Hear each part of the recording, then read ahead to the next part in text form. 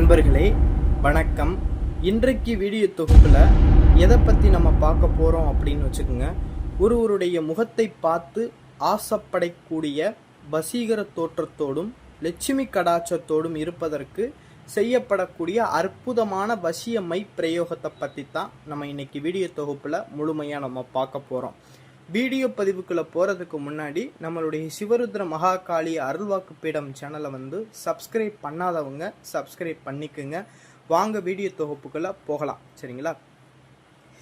இந்த வசிய மை பிரயோகம் இதை எல்லாருனாலையும் செய்ய முடியும். இது அற்புதமான எளிமையான எல்லோருனாலையும் செய்யக்கூடிய ஒரு அற்புதமான வசிய மை. சரிங்களா? இந்த மையை பார்த்தீங்கன்னு வச்சுக்கோங்க, ஆதி காலங்கள்லாம் அந்த மையை அவ்வளவா பயன்படுத்த மாட்டாங்க. ஏன்னா அந்த காலங்களில் உள்ள நிலவரங்கள் வேற, இந்த காலகட்டத்தில் உள்ள நிலவரங்கள் வேற. சரிங்களா? அந்த காலத்தில் இந்த அழகு அப்படிங்கிறத ஒரு மையப்படுத்த மாட்டாங்க. சரிங்களா? இப்போ உள்ள காலகட்டங்களில் எல்லாரும் நம்மளை மதித்து பேசணும், நம்ம எல்லாரும் விடவும் நம்ம அழகாக தெரியணும் அப்படிங்கிறதுக்காக சில பேர்கள்லாம் சில இளம் வயது ஆண்களாக இருக்கட்டும், இளம் வயது பெண்களாக இருக்கட்டும், எல்லாருமே இந்த மையை பயன்படுத்துகிறாங்க. சரிங்களா? இந்த மையை பயன்படுத்துகிறாங்க. இந்த மையை நம்ம பயன்படுத்தும் போது மற்றவர்களுக்கு நம்ம மேலே ஒரு அஃபெக்ஷனை உருவாக்கும். இப்போ நீங்கள் இந்த மையை நீங்கள் பயன்படுத்துறீங்கன்னு வச்சுக்கோங்க, தினசரி இந்த மையை பயன்படுத்துறீங்கன்னா உங்கள்கிட்ட அவங்க பேசுவாங்க. ஏன் அப்படின்னு வச்சுக்கோங்க, உங்கள் மேலே ஒரு ஆசைப்படுவாங்க. சரிங்களா? உங்கள் மேலே ஒரு மதிப்பு, உங்கள் மேலே ஒரு மரியாதை அப்படிங்கிற அளவுக்கு இந்த மை என்ன செய்யும்னா ஒரு ஈர்ப்பு சக்தியை உருவாக்கும். அப்பேற்பட்ட சக்தி வாய்ந்த மை தான் இந்த மை. சரிங்களா? இந்த கணவன் மனைவிமார்கள்லாம் இந்த மையை பயன்படுத்தலாம். தொழில் ஸ்தானம் இருக்கக்கூடிய தொழில் பயன்படுத்துகிறவங்கெல்லாம் இந்த மையை பயன்படுத்துனாங்க அப்படின்னா நம்மளை பார்த்துட்டு நம்ம கடைக்கு கஸ்டமர் என்ன செய்வாங்கன்னா தேடி வருவாங்க. சரிங்களா? அந்த அளவுக்கு இந்த மை ஈர்ப்பு சக்தியை கொடுக்கும். அதனால இந்த மை லட்சுமி கடாட்சத்தோடும் அதிக தன சக்தியை ஈர்க்கக்கூடிய சக்தியும் இந்த மைக்கு இருக்கு. சரிங்களா? அதனாலதான் இந்த மந்திரங்கள்லே இருக்கும், மோகன வசிய ஆகர்ஷண அப்படிங்கிற அந்த 3 விஷயமுமே இந்த மைக்கு உண்டு. சரிங்களா? மோகன சக்தியும் இருக்கு, வசீகர சக்தியும் இருக்கு, ஆகர்ஷண சக்தியுமே இருக்கு. இந்த 3 விஷயமே இருக்கிறதுனால இந்த மையை அதாவது எல்லா தொழில் ஸ்தானங்கள்லையும் பயன்படுத்தலாம், ஆண் பெண் விஷயத்துக்கு பயன்படுத்தலாம். உங்களை ஒருத்தவங்க பிடிக்கணும்னு நினைக்கிறீங்களா, அப்போனா இந்த மையை நீங்கள் பயன்படுத்தலாம். எல்லாருமே இந்த மையை பயன்படுத்திக்கலாம். சரிங்களா? இதை பயன்படுத்துறதுனால நம்மளுக்கு ஆபத்து அப்படிங்கிற ஒரு விஷயம்லாம் கிடையாது. சரிங்களா? அதனால இந்த மையை எல்லாருமே தாராளமாக பயன்படுத்திக்கலாம். சரிங்களா?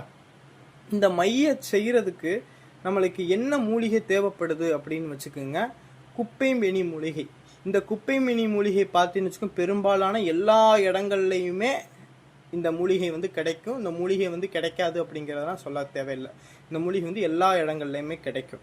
இந்த மூலிகை எந்த நாளில் பறிக்கணும் அப்படின்னா வளர்பிறை வரக்கூடிய ஞாயிற்றுக்கிழமை அன்னைக்குன்னு விடியற் காலையில் போய் இந்த மூலிகை இருக்கிற இடத்த என்ன செஞ்சுக்கணும்னா சுத்தம் பண்ணிட்டு அந்த மூலிகையை என்ன செஞ்சுக்கன்னா பார்த்து வச்சுக்கிறணும். நீங்கள் போய் விடியற் காலையில் போய் ஒரு மஞ்சள் நூலால் முனை முறியாத மஞ்சளை அந்த நூலில் கட்டி அந்த மூலிகையுடைய தண்டு பகுதியில் என்ன செஞ்சிடணும்னா கட்டிடணும். கட்டி ஒரு 3 முடிச்சு போட்டுறணும். அந்த மஞ்சள் நூலால் கட்டி 3 முடிச்சு போட்டுறணும். இப்படி 3 முடிச்சு போட்ட பிறகு இந்த மூலிகை பிடுங்க போகும்போது ஒரு செம்பில் மஞ்சள் தண்ணி கொண்டு போங்க. அந்த மஞ்சள் தண்ணியை என்ன செய்றீங்கன்னா கையில் எடுத்துக்கிட்டு விநாயகப் பெருமானையும் சிவபெருமானையும் அகஸ்தியரையும் மனமாற நல்லா பிரார்த்தனை பண்ணிக்கிட்டு இந்த மூலிகையில் இருக்கக்கூடிய சாபங்கள் அனைத்துமே நீங்கிடணும் அப்படின்னு சொல்லி அவரை மனதார பிரார்த்தனை பண்ணிக்கிட்டு அந்த தீர்த்தத்தை அந்த மஞ்சள் தண்ணி என்ன செய்றீங்கன்னா அந்த மூலிகை மேலே 3 தடவை எடுத்து தொளிங்க.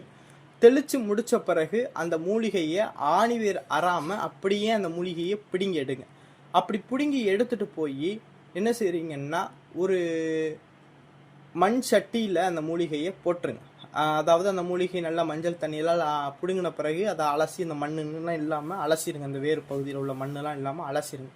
அலசி முடித்த பிறகு அந்த மூலிகையை கத்தி எதையும் வச்சு வெட்டாமல் அந்த மூலிகையை அப்படியே கையிட்ட முறித்து ஒரு மண் சட்டியில் என்ன செஞ்சுருங்கன்னா அந்த மூலிகையுடைய வேறு அந்த மூலிகையுடைய அனைத்து பாகங்களையுமே உடச்சி என்ன செய்யுங்கன்னா அந்த சட்டிகளை போட்டுருங்க. போட்ட பிறகு இதே நேரத்தில் என்ன செஞ்சு விடியற் காலையில் போய் என்ன செஞ்சுருங்க, அதே ஞாயிற்றுக்கிழமை வளர்பிற வரக்கூடிய ஞாயிற்றுக்கிழமை விடியற் காலையில் போய் எல்லா குளங்கள்லையுமே இந்த தாமரைப்பூ இருக்கும், செந்தாமரை சரிங்களா, தாமரை பூ இருக்கும். அந்த தாமரை பூ வந்து அன்னைக்குன்னு மலர்ந்த பூவாக இருக்கணும் சரிங்களா. 2 நாள் மலர்ந்து அந்த உதிர்ந்து போயிருக்கும் பாருங்க, அந்த மாதிரி இதெல்லாம் பயன்படுத்தக்கூடாது. அன்னைக்குன்னு நல்லா மலர்ந்து நல்லா பிரகாசமாக இருக்கக்கூடிய தாமரை பூ ஒரு பூவை என்ன செய்றீங்கன்னா அப்படியே பிடுங்கிட்டு வாங்க. அந்த பூவை பிடுங்கும் போது ஓம் வஷி வஷி அப்படின்னு சொல்லிட்டு மட்டும் பிடுங்குங்க. பிடுங்கிட்டு என்ன செய்யுங்கன்னா, இதுக்கு எந்த விதமான மந்திரமும் தேவை கிடையாது, இந்த ஓம் வசி வசின்னு மட்டும் சொல்லிக்கிட்டு பிடுங்க. இது காப்பு கட்டணும் தேவை கிடையாது. இந்த பூவை மட்டும் பிடுங்கிட்டு வந்து இந்த குப்பை மேனியை உடச்சி அந்த மண் சட்டியில் போட்டிருக்கீங்க பாருங்க, அதை விட இந்த பூவையுமே போட்டுருங்க சரிங்களா. பூவையுமே போட்டுட்டு சிறிது என்ன செய்யுன்னா பச்சை கற்பூரம் அந்த சட்டிக்குள்ளே போட்டுருங்க. போட்டுட்டு அந்த சட்டி என்ன செய்யுங்கன்னா ஒரு தட்டு போட்டு மூடிட்டு என்ன செய்யுங்கன்னா ஒரு அடுப்பு கீழே வந்து அடுப்பு என்ன செய்யுங்கன்னா வச்சு அந்த சட்டியை எரிங்க. இப்படி அந்த சட்டியில் உள்ள எரிக்கும் போது அந்த சட்டிக்கு உள்ளே இருக்கக்கூடிய அந்த மூலிகைலாம் என்ன செஞ்சிடும்னா ஒரு கறி பக்குவத்தில் வந்துடும். இப்படி கறி பக்குவத்தில் வந்த பிறகு அதை அந்த பொருட்கள் எல்லாம் எடுத்து கல்வத்தில் போட்டு நல்ல நைஸ் பக்குவத்தில் நீங்கள் அரைச்சிங்க அப்படின்னா, நல்லா போட்டு அரைங்க, நைஸாக அரைங்க. அரைச்சி முடித்த பிறகு அதோட என்ன செய்யணும், நாட்டு மாட்டு பசு நெய் சேருங்க. கடையிலலாம் வாங்கி யூஸ் பண்ணாதீங்க, அவ்வளோவா அது வேலை செய்யாது.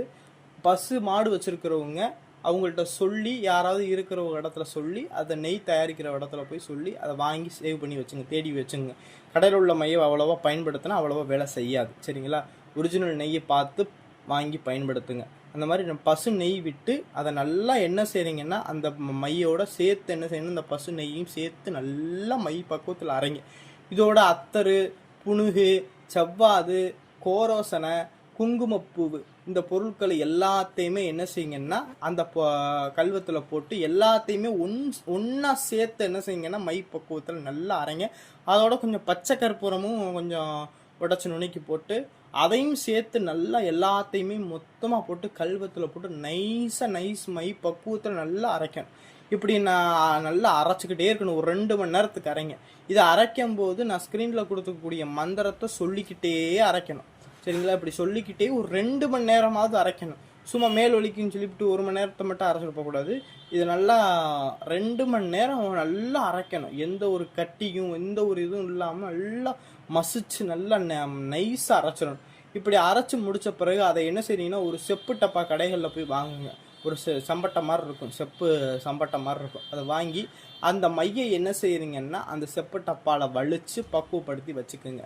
இப்படி பக்குவப்படுத்தி வச்சுக்கிட்ட பிறகு வரக்கூடிய பௌர்ணமி அன்னைக்குன்னு அதே வாரத்தில் வர வளர்பிறைவில் வரக்கூடிய பௌர்ணமி அன்னைக்குன்னு அந்த மையை உங்கள் பூஜை அறையில் வச்சு என்ன செய்றீங்கன்னா, நான் ஸ்க்ரீனில் கொடுத்துருக்கக்கூடிய மந்திரத்தை அந்த மைக்கு 10,008 உரு கொடுக்கணும். நல்லா கவனமாக கேட்டுங்க, அந்த மைக்கு 10,008 உரு கொடுக்கணும். இது நீங்கள் பௌர்ணமி நாளில் அன்னைக்குன்னு மொத்தமாக அந்த மந்திர உரு கொடுத்தாலும் சரி, இல்லை பௌர்ணமியில் தொடங்கி நீங்கள் ஒரு 11 நாள் அந்த மந்திர உரு கொடுத்தாலும் சரி, அது உங்களுடைய வசதிக்கு தகுந்த மாதிரி இந்த மைக்கு 10,008 உரு கொடுக்கணும் சரிங்களா. அவ்வளோதான்.